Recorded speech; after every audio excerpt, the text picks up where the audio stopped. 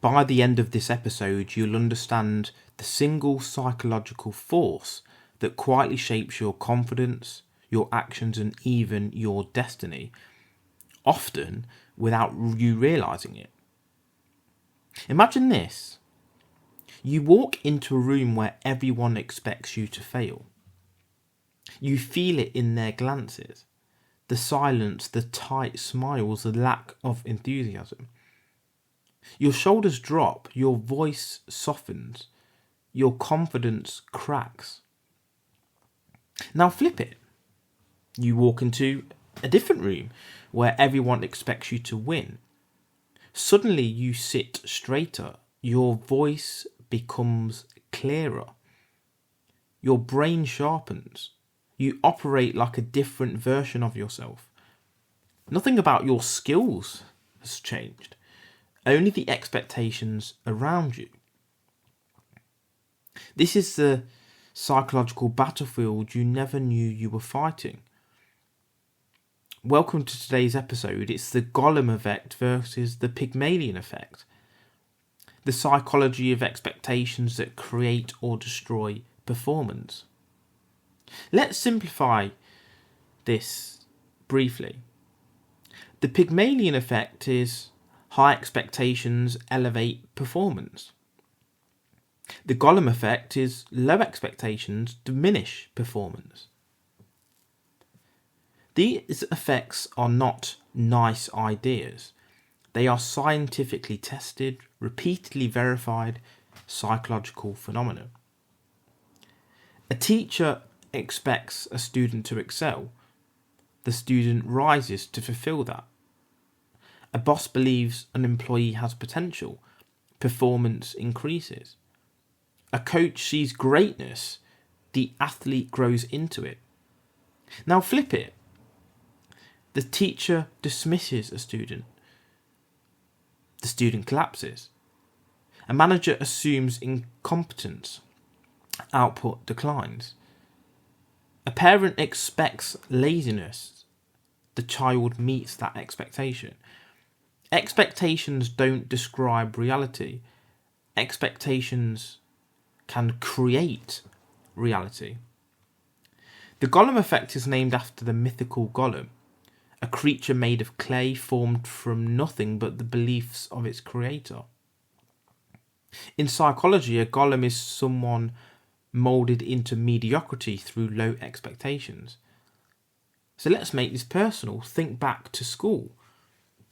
Was there ever a teacher to you who assumed you were not smart enough, not focused enough, not capable enough? Do you remember how you felt, how small you felt? How your mind shut down, how you stopped trying? That's the Golem Effect. When someone important to you expects you to fail, your brain quietly obeys. And here's a twist. Sometimes the golem isn't created by others. Sometimes you are the sculptor. Your own low expectations shape you into less. Now the opposite, the Pygmalion, a sculptor in Greek myth who carved a statue so beautiful that it came to life. In psychology, the Pygmalion effect happens when high expectations bring out greatness. Think of the coach who said, "I see something in you." The mentor who says, "You're capable of more." Think of a partner who says, "I believe in you even when you don't." Suddenly something shifts inside you. You straighten up, you try harder, you rise to the occasion. You become the sculpture brought to life. Now let's talk evidence. In 1968, researchers Rosenthal and Jacobson ran a study in a school. Randomly, they told teachers that certain students were intellectual bloomers, likely to show massive growth. Now here's the twist. The students were chosen by random. No extra intelligence, no special ability, just a label. And by the end of the year, those random students performed significantly higher. They became the best performers in their classes. Why? Because teachers gave them more attention, asked them more challenging questions, used warmer body language, and expected excellence. The expectations shaped behaviour, shaped performance, and shaped identity. Students lived into a destiny that never existed until someone believed it. This isn't magic, it's neuroscience. It's a self-fulfilling prophecy. Expectations change behaviour, behaviour changes outcomes, and outcomes reinforce the expectation. It's the whole mirror neurons. We subconsciously mirror how others treat us. If someone treats you like you're capable, your brain activates capability. And then the dopamine pathways. Encouragement triggers dopamine. Motivation increases and performance increases. And the cortisol response, low expectations trigger stress. Stress suppresses intelligence and creativity. In simple terms, people who believe in you strengthen your mind. People who doubt you weaken it. Let's take you through a moment. Close your eyes. You're about to start something important, an exam, a meeting, a competition. Standing behind you are two versions of yourself.